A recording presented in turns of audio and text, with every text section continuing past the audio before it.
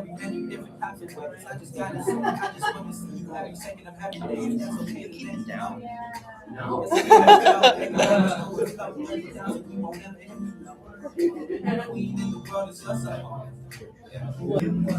Baby, I got you. Yeah. Baby, I got me.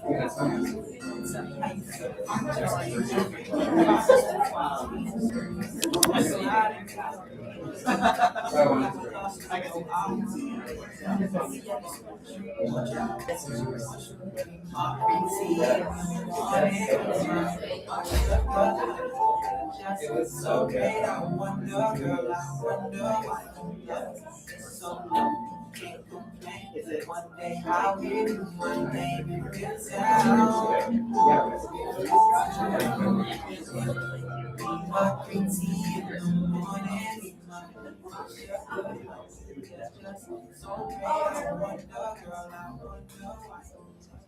Hello, everybody. Hi, welcome. Welcome. You are at the Evolution Asian American Arts Festival, and this is produced by the AAAC, the Asian American Arts of Chicago. So we just want to do a special thanks to our host, the Looking Glass Theater, which you're at. Yeah, very nice. Are you enjoying the festival? Yeah? Oh my gosh, yes. Well, you should know we've got over 90 performers, almost 30 vendors across this 2-day extravaganza. So we just want to welcome in AAPI Heritage Month, with some fun arts and culture. AAAC is a 501c3 not-for-profit organization, and every donation that you make to us supports Asian American creativity and excellence. So to donate, you can scan the QR codes that are on the door there. Yeah, sorry, don't mean to point at you, but right there. Yeah, thank you, assistance. And they're all around the building as well, or you can just drop any extra change into the donation box after the show. Every amount makes a difference, and we really appreciate it. And if you want to learn more about the performers, vendors, and artists on our website, just go to AAAC.art. That's AAAC.art. And you can tip the performers, you can tip your bartenders that you saw today, and we thank you for supporting the arts. As well, we just ask you to turn off your phone, silence it. If you have like a bypass from a family member like I do, no boundaries, I just turn off my phone. But also, if you need to enter or exit for like an emergency, please do so. But we ask that if it's not an emergency, to please just sit, because this will be a 40-minute run for this event for a theater by Rusty Allen here. So yeah, and speaking of Rusty Allen, a little bit about Rusty. Rusty is a founding member for Madness Most Discreet, where he performs in unique 4-person Shakespearean adaptations. So today he shall perform Sound and Fury, a solo Macbeth.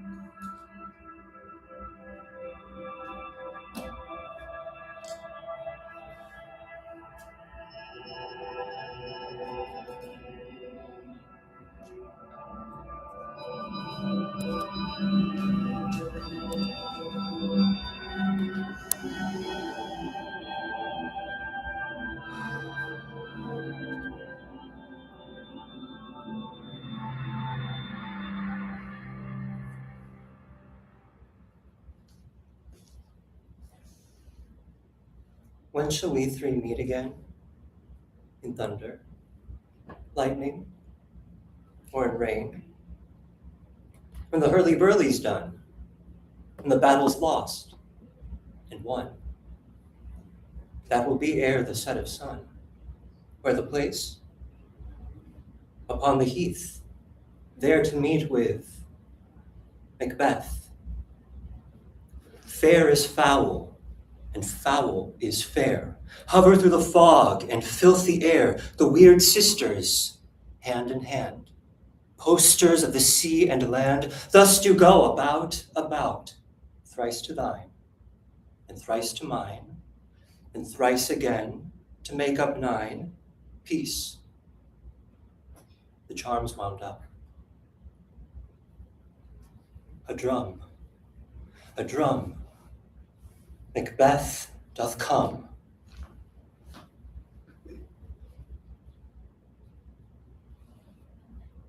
What are these?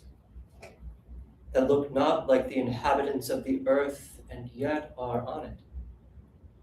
You should be women, and yet your beards forbid me to interpret that you are so. Speak, if you can. What are you? All hail to thee, Macbeth, Thane of Glamis. All hail, Macbeth, that shalt be king hereafter. Stay, you imperfect speakers, tell me more. By my father's death, I know I'm Thane of Glamis, but to be king stands not within the prospect of belief, save from whence you owe this strange intelligence.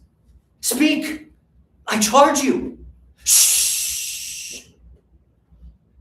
Blood will have blood.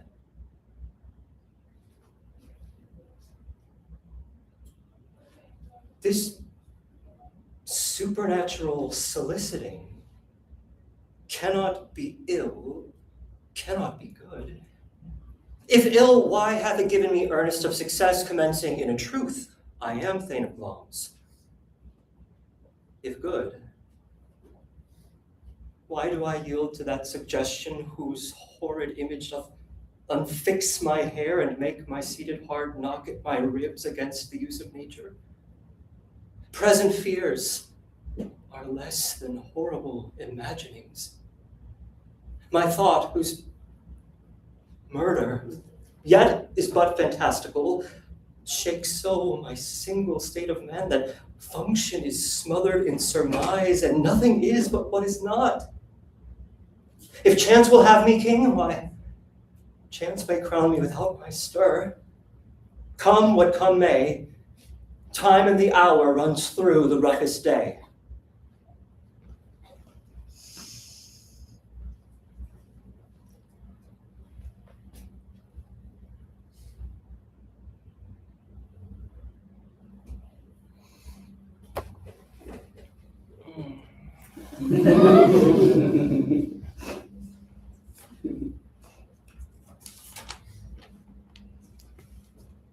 They met me in the day of success, and I have learned by the perfectest report they have more in them than mortal knowledge. When I burned in desire to question them further, they made themselves air into which they vanished. These weird sisters saluted me and referred me to the coming on of time with hail, king that shalt be. This have I thought good to deliver thee, my dearest partner of greatness, that thou mightst not lose the dues of rejoicing by being ignorant of what greatness is promised thee. Lay it to thy heart, and farewell. Glamis thou art, my dear lord, and shalt be what thou art promised. Yet do I fear thy nature. It is too full of the milk of human kindness to catch the nearest way. Thou wouldst be great, art not without ambition, but without the illness should attend it. But thou wouldst highly, that wouldst thou holily, wouldst not play false, and yet wouldst wrongly win. Hie thee hither, that I may pour my spirits in thine ear, and chastise with the valor of my tongue all that impedes thee from the golden round, which fate and metaphysical aid doth seem to have thee crowned withal. The raven himself is horse that croaks the fatal entrance of King Duncan under my battlements. Come, you spirits that tend on mortal thoughts, unsex me here, and fill me from the crown to the toe, top full of direst cruelty. Make thick my blood, stop up the access and passage to remorse, that no compunctious visitings of nature shake my fell purpose, nor come between the effect and it. Come to my woman's breasts and take my milk for gall, you murdering ministers, wherever in your sightless substances you wait on nature's mischief. Come, thick night, and pall thee in the dunnest smoke of hell, that my keen knife see not the wound it makes, nor heaven peep through the blanket of the dark to cry, hold, hold. Great glums, most worthy Thane, greater yet by the all-hail hereafter. Thy letters have transported me beyond this ignorant present, and I feel now the future in the instant. My dearest love, King Duncan comes here tonight. And when goes hence? Tomorrow, as he purposes. Oh, never shall sun that morrow see. Your face is as a book, my Thane, where men may read strange matters. To beguile the time, look like the time. Bear welcome in your hand, your eye, your tongue. Look like the innocent flower, but be the serpent under it. He that's coming must be provided for. And you shall put this night's great business into my dispatch, which shall, for all our nights and days to come, give solely sovereign sway and masterdom. Only look up clear. To alter favor ever is to fear. Leave all the rest to me.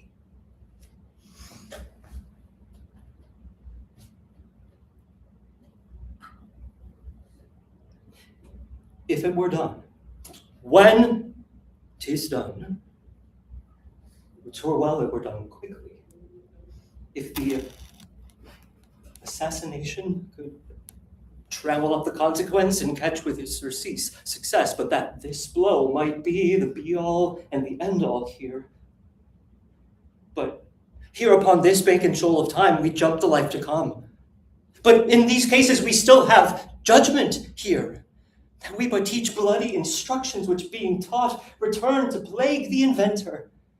This even-handed justice commends the ingredients of our poison chalice to our own lips. He's here in double trust. First, as I'm his kinsman and his subject, strong both against the deed, and as his host, who should against his murderer shut the door, not bear the knife myself.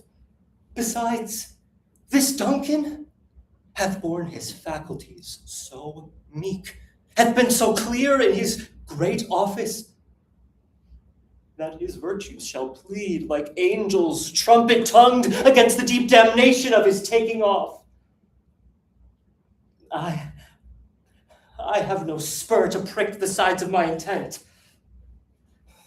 but only vaulting ambition, which o'erleaps itself and falls on the other.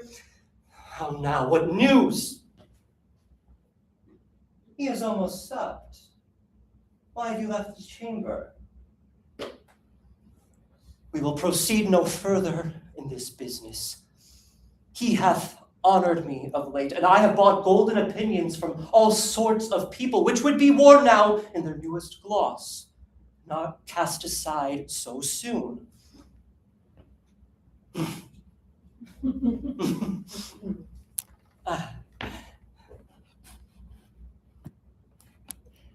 Was the hope drunk wherein you dressed yourself? Hath it slept since, and wakes it now to look so green and pale on what it did so freely? From this time, such I count thy love. Art thou afeared to be the same in thine own act and valor as thou art in desire? Wouldst thou have what thou esteemest the ornament of life, and live a coward in thine own esteem, letting I dare not wait upon I would, like the poor cat in the adage, prithee peace! I dare do all that may become a man. Who dares do more is none. What beast was it then that made you break this enterprise to me? When you durst do it, then you were a man. And to be more than what you were, you would be so much more the man. Nor time, nor place did then adhere, and yet you would make both. They have made themselves, and that their fitness now does unmake you.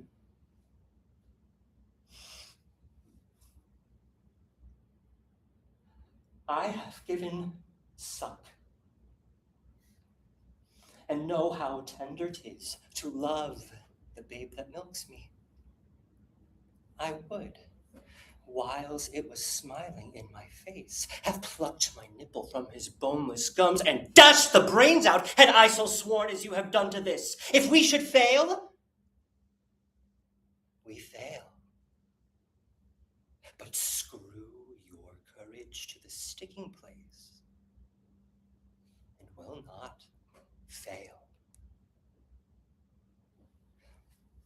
When Duncan is asleep, where to the rather shall his day's hard journey soundly invite him? His two chamberlains will I with wine and wassail so convince that memory, the warder of the brain, shall be a fume, and the receipt of reason a limbeck only. When in swinish sleep their drenched natures lies as in a death, what cannot you and I perform upon the unguarded Duncan? What not put upon his spongy officers, who shall bear the guilt of our great quell? I'm settled. Then bend up each corporal agent away, and mock the time with fairest show. False face must hide, but the false heart doth know.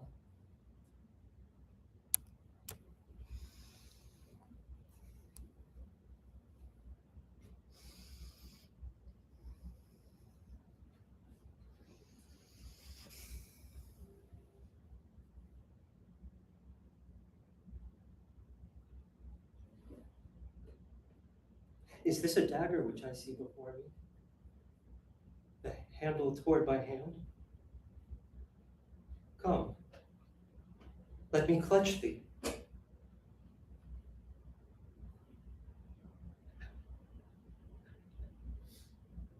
I have thee not, and yet I see thee still. Art thou not fatal vision sensible to feeling as to sight?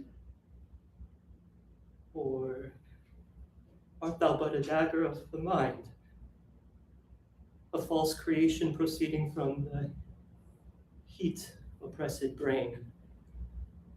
I see thee still, in form as palpable as that which now I draw. Thou marshalest me the way that I was going, and such an instrument I was to use. Mine eyes are made the fools of the other senses, or else worth all the rest. I see thee still, and on thy blade indulgent gouts of blood. That was not so before. There's no such thing. It is the bloody business which informs thus to mine eyes. Now, o'er the one half world, nature seems dead, and wicked dreams abuse the curtained sleep. O thou sure and firm set earth, Hear not my steps which way they walk, for fear thy very stones prate of my whereabouts, and take the present horror from the time which now suits with it. Whiles I threat he lives, words to the heat of deeds to cold breath gives. I go, and it is done. The bell invites me. Hear it not, Duncan, for it is a knell that summons thee to heaven or to hell.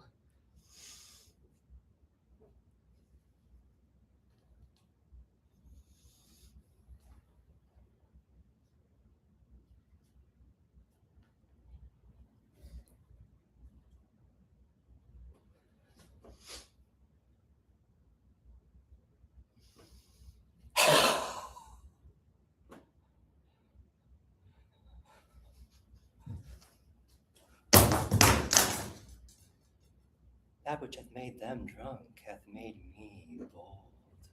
What hath quenched them hath given me fire. Hark!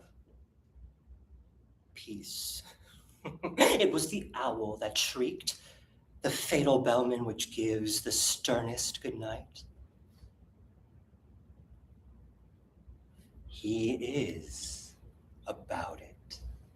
The doors are open, and the surfeited grooms do mock their charge with snores. I have drugged their possets, that death and nature do contend about them whether they live or die. Alack! I am afraid they have waked, and 'tis not done. The attempt and not the deed confounds us. Hark! Oh, I laid their daggers ready. He could not miss 'em. Had he not resembled my father as he had slept, I had done it. My husband. I have done the deed. Didst thou not hear a noise? I heard the owl scream and the crickets cry. Did not you speak? When? Now, as I descended, hark, who lies in the second chamber? This is a sorry sight. A foolish thought to say a sorry sight. There's one did laugh in his sleep, and one cried murder that they did wake each other. I stood and heard them, but they did say their prayers and address them again to sleep. There are two lodged together. One cried, God bless us, and amen. The other is, they had seen me with these hangmen's hands listening their fear. I could not say amen when they did say God bless us. Consider it not so deeply, but wherefore could I not pronounce amen? I had most need of blessing, and amen stuck in my throat. These things must not be thought after these ways, so it will make us mad. Methought I heard a voice cry, sleep no more! Macbeth does murder, sleep! The innocent sleep. Sleep that knits up the raveled sleeve of care, the death of each day's life, sore labor's bath, balm of hurt minds. The great nature's second course, chief nourisher in life's feast, still it cried, sleep no more! To all the house, Glamis hath murdered sleep, and therefore he shall sleep no more. Macbeth shall sleep no more! Who was it that thus cried? Why, worthy thing, you do unbend your noble strength to think so brain sickly of things. Go get some water and wash this filthy witness from your hand. Why have you brought the daggers from the place? They must lie there. Go, carry them, and smear the sleepy grooms with blood. I'll go no more. I am afraid to think what I have done. Look on it again. I dare not, infirm of purpose. Give me the daggers. The sleeping and the dead are but as pictures. 'Tis the eye of childhood that fears a painted devil. If he do bleed, I'll gild the faces of the grooms withal, for it must seem their guilt.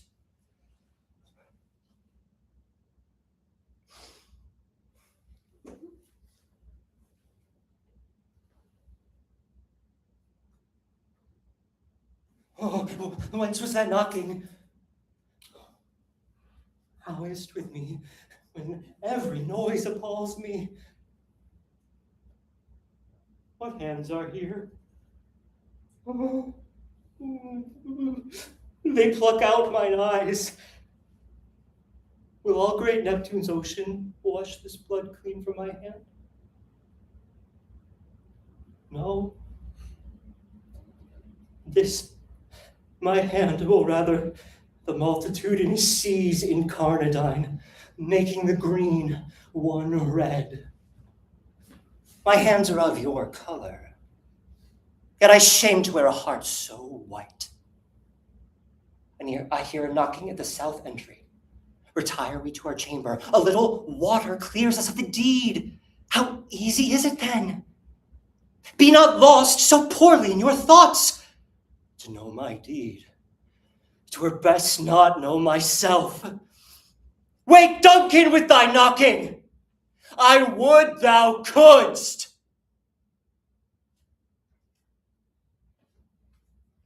Thou hast it now. Glamis and king, all is the weird women promised. Yet we fear thou played most foully for it.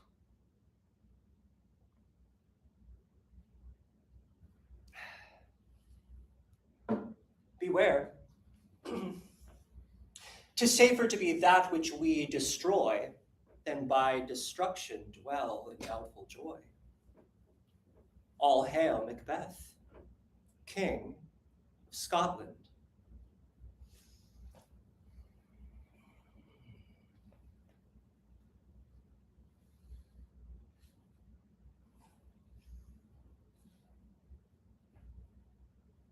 How now, my lord?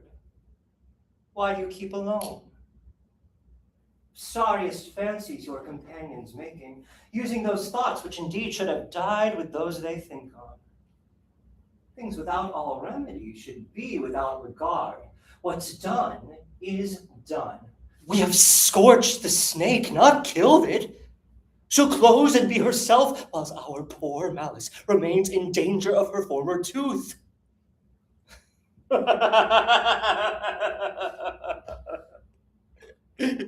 But let the frame of things disjoint. Both the world suffer. Ere we shall eat our meal in fear and sleep in the affliction of these terrible dreams that shake us nightly. Better be with the dead, whom we, to gain our peace, have sent to peace, than in the torture of the mind to lie in restless ecstasy. Duncan is in his grave. After life's fitful fever, he sleeps well. Come on, gentle my lord, sleek o'er your rugged looks, be bright and jovial among your guests tonight. You must leave this.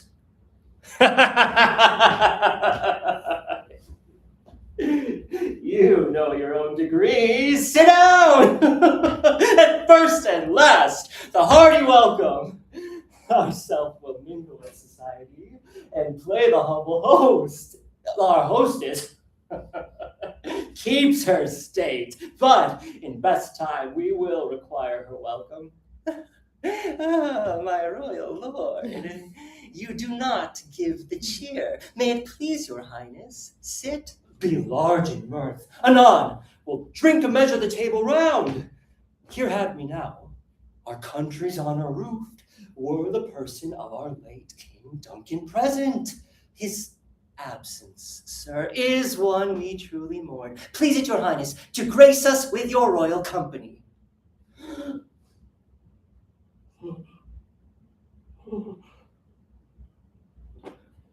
Which of you have done this?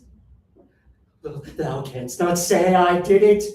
Never shake thy gory locks at me. Gentlemen, his highness is not well.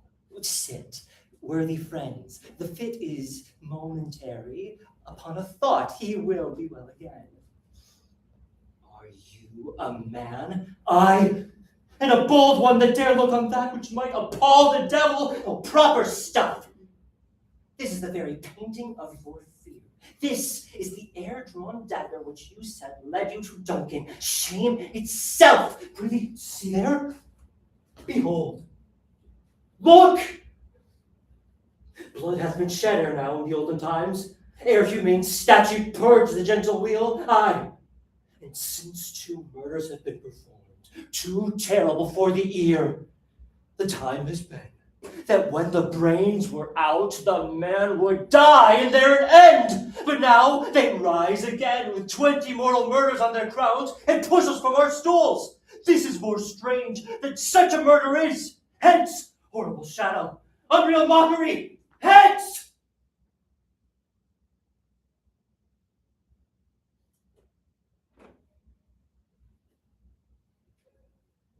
Why? So being gone, I am a man again. Pray you, sit still. Do not muse at me, my most worthy friends. I have a strange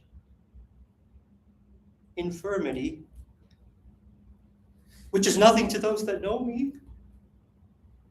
Come, love and health to all. I drink to the general joy of the whole table, and to our dear King Duncan, whom we miss. Would he were here. To all and him we thirst, and all to all. You have displaced the mirth, broke the good meeting with most admired disorder. I pray you speak not. You make me strange even to the disposition that I owe. When I think now you can behold such sights and keep the natural ruby of your cheek when mine is blanched with fear, you lack the season of all natures, sleep. Come, will to sleep. My strange and self-abuse is the initiate fear that wants hard use. We are yet but young indeed. Fie, my lord, fie! A soldier and afeard. What need we fear who knows it, when none can call our power to account?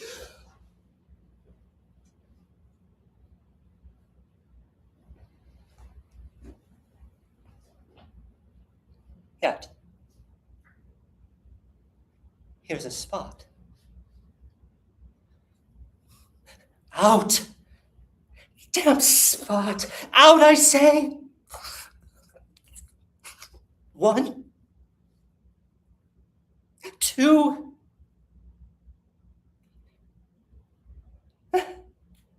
Hell is murky.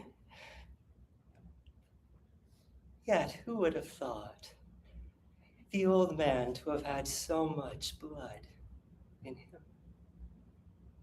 Why, will these hands ne'er be clean? No more of that, my lord.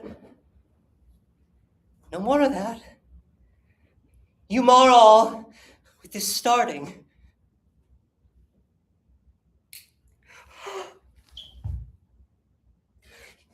Here's the smell of blood still. All the perfumes of Arabia will not sweeten this little hand.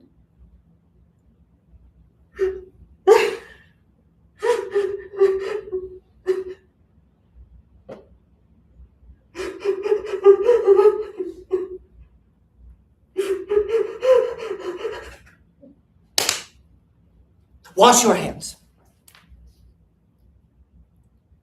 Look not so pale.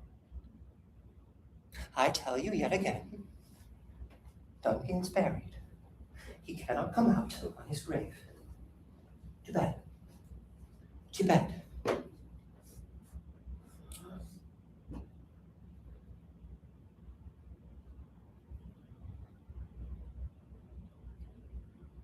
There's knocking at the gate.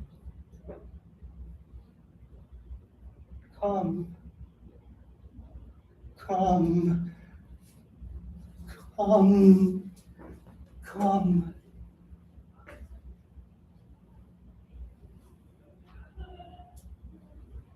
Give me your hand. What's done cannot be undone. To bed. To bed. To bed.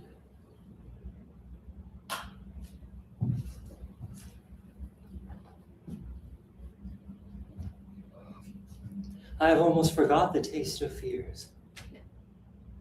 The time has been, my senses would have cooled to hear a night shriek, and my fell of hair would, at a dismal treatise, rouse and stir as life were in it. I have supped full with horrors, direness, familiar to my slaughterous thoughts, cannot once start me.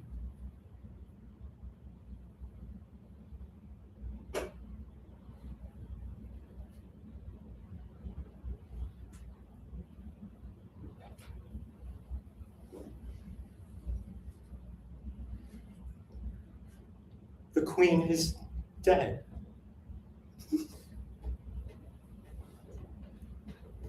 She should have died hereafter. There would have been a time for such a word. Tomorrow. And tomorrow. And tomorrow creeps in this petty pace from day to the last syllable of recorded time. And all our yesterdays have lighted fools the way to dusty death. Out. Out, brief candle. Life's but a walking shadow. A poor player that struts and frets his hour upon the stage, and then is heard no more. It is a tale told by an idiot, full of sound and fury, signifying nothing.